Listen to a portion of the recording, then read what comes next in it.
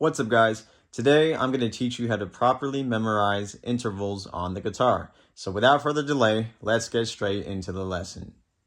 Now, in order for me to properly teach you intervals, you need to know already how to play the major scale and how to play the minor scale. Now, you don't need to know the major scale all the way across the strings like this. You just need to at least know the first three strings to understand the concept, okay? So the first three strings would just be, or if you play it on a single string, right, it would be, and you would copy that shape, right? So we would copy and paste all of that by going 2 frets up and doing the same thing. Okay, so know your major scale and know your minor scale, just like that. And then you can continue in the video, okay? So assuming you already know how to play your major scale and minor scale, the next thing we need to discuss is what are intervals?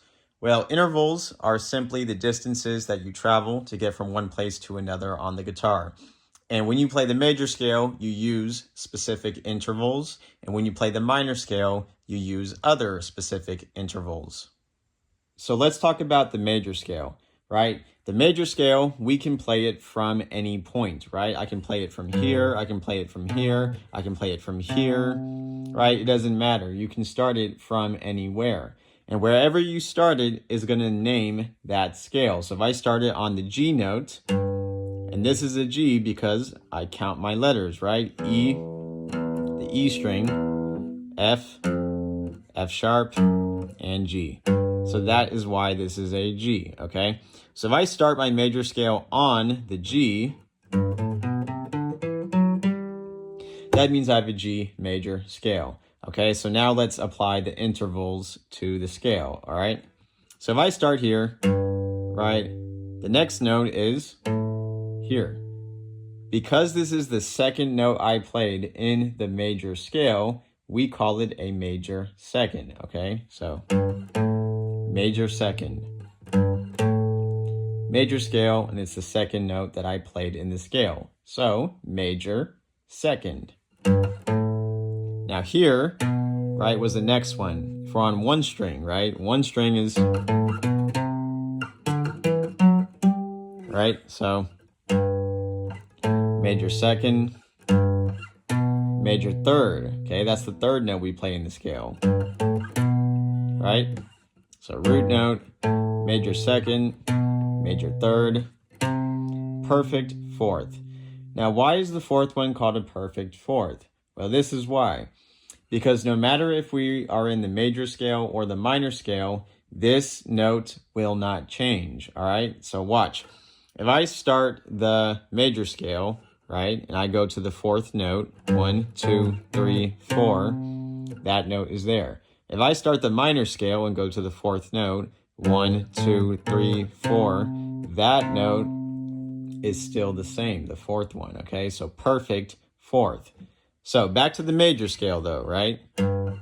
Major second, major third, okay? So major second, major third, perfect fourth, okay? Perfect fifth. This one does not change either, okay? It stays the same. So one more time, root note, major second, major third, perfect fourth, perfect fifth, and then we go back to counting normal again, okay? So major sixth, right? Because it's the sixth note in the major scale. Major seventh, because it's the seventh note in the major scale. And octave, we're back to the same letter that we began with, okay? So remember, 12 semitones or 12 half steps up or down on the guitar is always going to be the same letter you began with. So if I go here from the 3rd fret, 12 up, well, that's 15. Go to 15, that's a G, okay? So these are both G notes. All right, so now let's go ahead and add a little bit more to the lesson. So you're probably thinking, well, this is a lot to memorize, right? Like, how are you going to go from here instantly to the perfect fifth, right? That can be a little bit tough. Well, that's the reason why we have multiple strings on the guitar. That way we don't have to travel so far. We can use all the strings. That way we can stay close, okay? So watch this. Major second. Now, after I hit the major second, I'm on to the next string, okay? And right here is my major third. So I can find my major third like this, right? 1, 2, 3, or 1, 2, 3. It's the same letter, same note, okay? So anytime you're starting somewhere, right? Like let's say you're gonna start your major scale here. Well, your major third is gonna be right here, right? So, but when you get to the G and B string, these two strings, the fourth and fifth string, this is how you find your major third. It changes. It would not be this. It would be this, okay? And the reason why is because the distances, right, between some of these strings is not all the same, okay? So for all the strings, though, it is the same pattern, right? Like this, except for these two. It'll be to find your major third, and then this would be your pattern again to find your major third, all right? So only those two strings does the pattern change, all right? So major second, major third, right?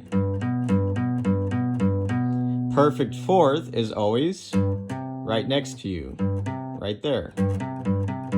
So like if I start here, that's my perfect fourth. If I start here,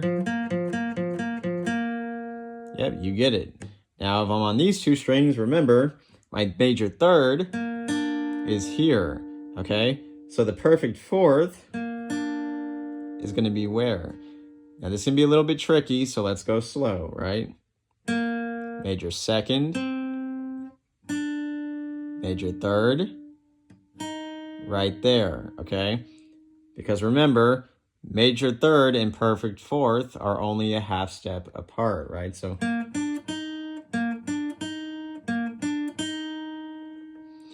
real quick, major second, major third, perfect fourth, okay?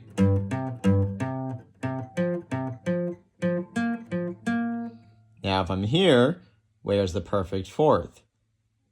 Not here, right? Because major third is here. Perfect fourth is going to be here. Okay? And remember, on the last two strings, it goes back to normal, okay? So that means, right, this would be your root, your second, your third, and your fourth would be right there. So this is probably the most confusing part about intervals, is that these two strings really mess up the whole system. But besides that, it stays simple for the most part, okay? So major second, major third, perfect fourth, and perfect fifth, right? So root note, perfect fourth, perfect fifth, okay? So you need to just start testing yourself, right? Just kind of play around. Give yourself a random interval and see if you can find it, right? If you start from here, where is your perfect fifth? Right there. So you're going to have to start testing yourself, and that's really the best way to memorize. It's kind of play like a game, okay? Now let's add the rest of the scale, right? So we have major second, major third, perfect fourth, perfect fifth. Okay? Now here is major sixth, okay? Right? Major sixth, okay? We're counting them, right? Root note, major second, major third, perfect fourth, perfect fifth, major sixth, okay? Major seventh, all right? So if I start from here, where's my major sixth? It's gonna be right there, okay? It's always gonna be next to the major third, at least if you're on the normal strings, right? Not the messed up section, okay? So, major third, major sixth, right? We're just trying to piece this all together and permanently memorize where to find your intervals, right? So here, root note, Major seventh is always going to be 2 up from the major sixth, right? So major sixth was here, so major seventh is there. So an octave, your finish, right, or the same letter you began with, is always going to be there. Now at some point, you'll learn how to play a power chord. You might already know how to play one, right?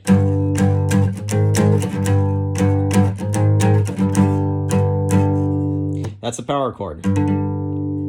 So a power chord actually shows you always where your octave is, your higher octave. It's there where the pinky is. All right, so let's review this one more time. Root note, major second, major third, perfect fourth, perfect fifth, major sixth, major seventh, and octave up, okay? Octave, right, that note is the same as the note you began with. So if I start on G, I finish on G, okay? Now, why is this important to know? Because then you understand that from here, the major scale starts over again. So for those of you that play the major scale like this,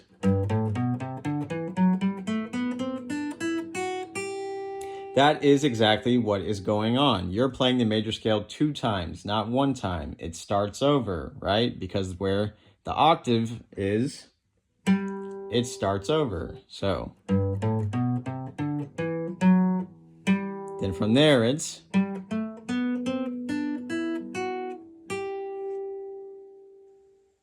so today, what we've done is spent most of our time mastering where to find intervals on the first 3 strings, the lowest 3 strings. Okay, so now we need to put focus into the higher 3 strings, all right? So for example, let's say we're at B, right? B is right here. So if I play major, okay, there's my B major scale. What if I want to play it on the last 3 strings? Well, from this point, does it really make sense for me to actually do this? Well, when it flows all together, yes, it makes sense. But when you're improvising, are you just going to go straight through the scale? Probably not. When you're writing a song, are you probably going to go straight through the scale? No. You're going to have different patterns and different combinations you're going to play with based off of the structure. So why not make it easier? Well, that's what we're going to do, okay? So here is the point where we restart because this is the octave, right? The same letter we began with. So that means we're technically beginning again. So why would we go?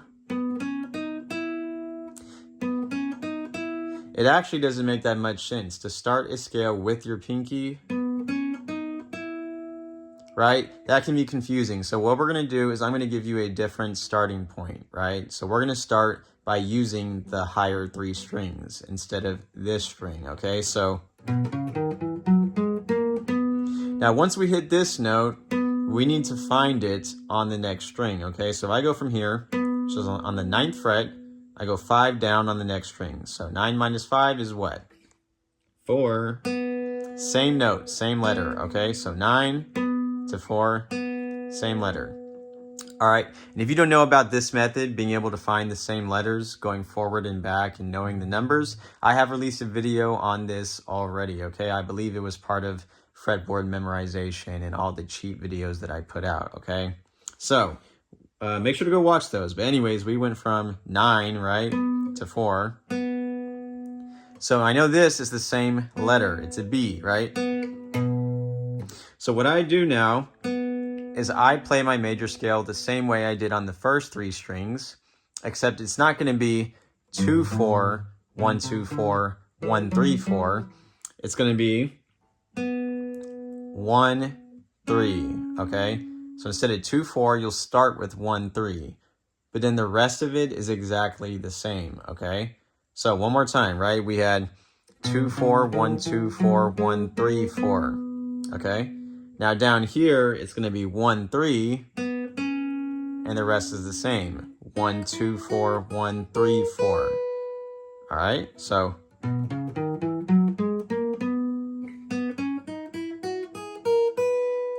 this is a lot more natural to play than starting a scale with your pinky. That just doesn't make much sense. And transitioning scales between these two strings can be a little bit tricky. And then you have what these two strings are doing. And so this, in my opinion, is a lot more playable when you're improvising, and you'll know exactly where to find the same letter to continue your patterns. So one more time.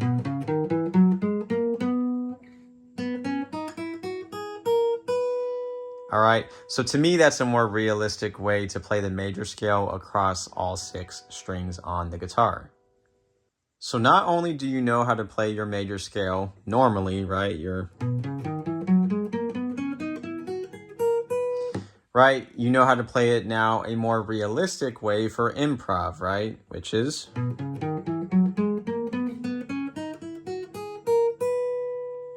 The reason why this is important is because now counting intervals is much easier, right? We have root note, major second, major third, perfect fourth, perfect fifth, major sixth, major seventh, and then your higher octave. Notice how the higher octave is 3 frets up now, right? Count 1, 2, and then 3 instead of 2. So over here, right, it's only difference of 2 frets. And over here, it's not the same. It's a difference of 3 frets.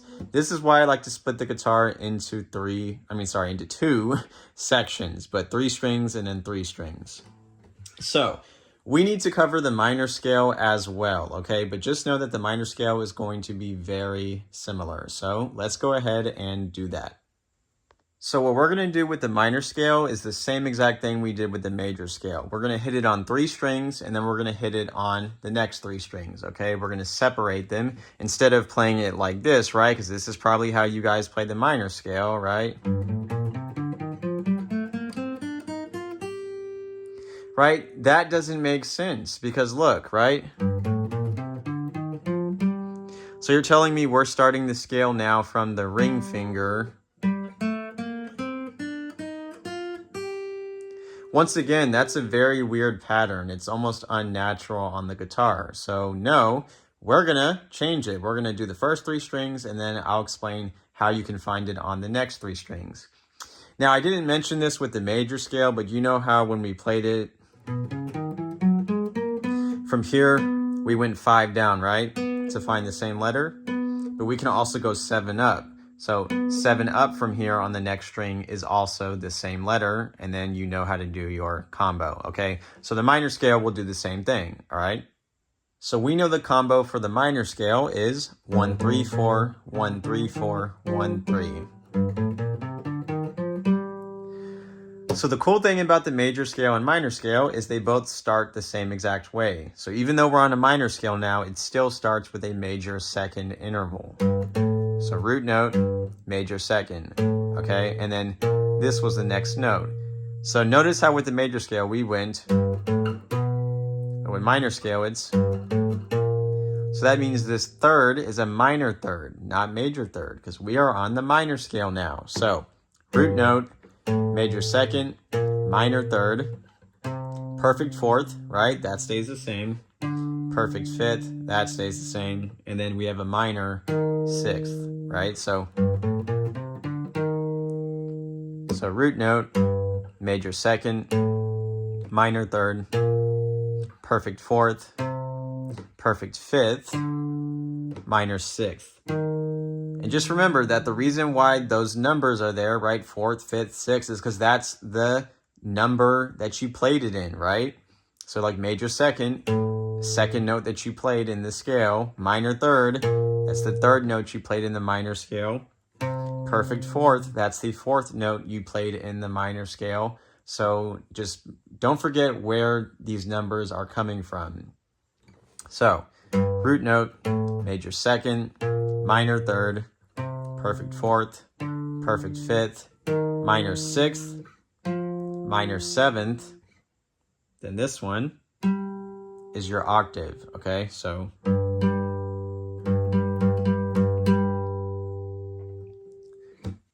all right, so now you just need to go practice those first 3 strings, right? Just like we did with the major scale intervals. Now do it with the minor scale intervals. So just practice and memorize where they are, right? Root note, major second, minor third, perfect fourth, perfect fifth, minor sixth, minor seventh, and octave, okay?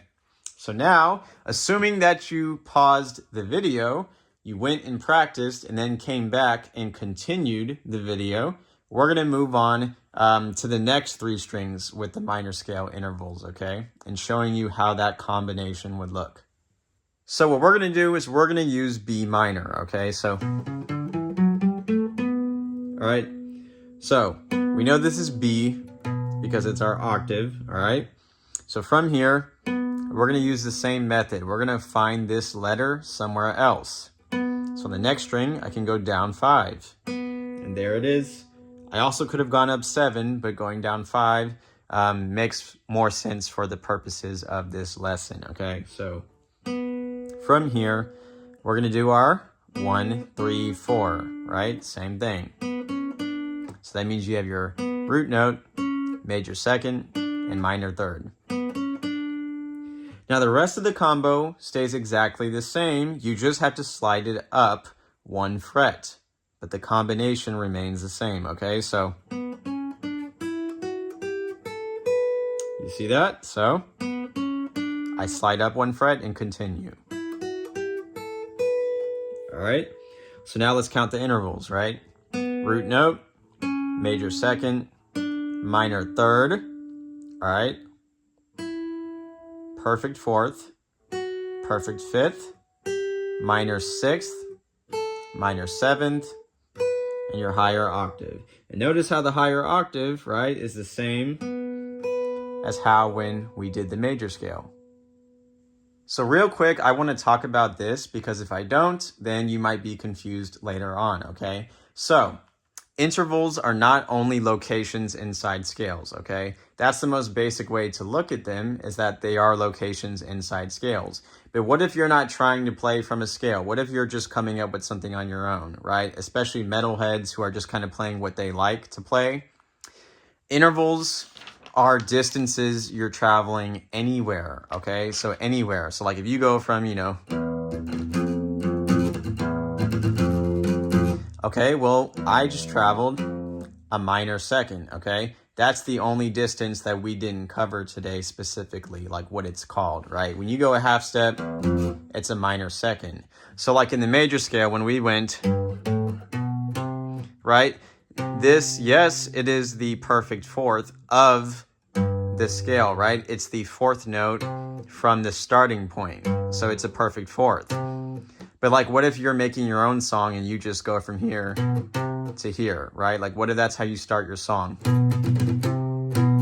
Okay, well, that's a minor second, okay? The minor second is probably what you thought we were going to have whenever we started the minor scale. You know how I told you the major scale and minor scale, they both start with a major second, right? Which is a whole step, okay? They don't start with a minor second, even the minor scale. So that's probably one of the most confusing things about intervals, is that a minor second is just when you go a half step. So like if we're in the scale, right? This was my perfect fourth, but that's only in this scale, right? The G major scale or the G minor scale, right? But if I'm just playing my own music and I'm not worried about theory, right? These are also distances you travel, okay? It's not just about scales, okay? So 5 half steps. If you travel 5 half steps, you are traveling by a perfect fourth. It might not always mean that you are playing the perfect fourth of a scale in your song, okay? So there's 2 ways to use intervals or think about them, okay? But usually I would only use intervals if it's related to scales or theory, okay? Or letters, like, so if you're trying to come up with something like you're playing metal and you're not really trying to use a particular scale, well, then you don't need to use intervals. You don't need to be thinking, oh, I'm going to travel a minor third and a da-da-da. Like, that's not necessarily helpful, okay? The best way to look at intervals is not all in one place like this, because this has minor second, minor third, major third, and that can be confusing, right? which is kind of what my teachers did to me, is they just gave me all of it at once. You need to break it down into halves, okay? And yeah, I'll have this sheet available on my website for free, and then I'll have a sheet that looks like this that's available for free, okay? So I'll put the link for both of those sheets in my description of this video, but you should be using the sheet that looks like this, okay? Because what it's doing is you're gonna have a starting point, right, up here. So your root note, and then if it's in major, it's gonna be your second, third, fourth, fifth, sixth, seventh, and then your eighth, right? And so today I taught you guys how to find all of those and remember where they are, okay? And then for minor, same thing, right? You have an imaginary starting point, your root note, and then you're gonna have your second, third, fourth, fifth, sixth, seventh, eighth, okay? So yeah, that's pretty much it for intervals. I know it was a lot of information, but after everything I covered today, you shouldn't really have any more questions about basic intervals. Yes, there are more complex intervals that you'll get into later on, like, you know, augmented fifths and diminished fifths and all this kind of stuff. But, you know, today was just the basics, okay? So master the basics and go from there.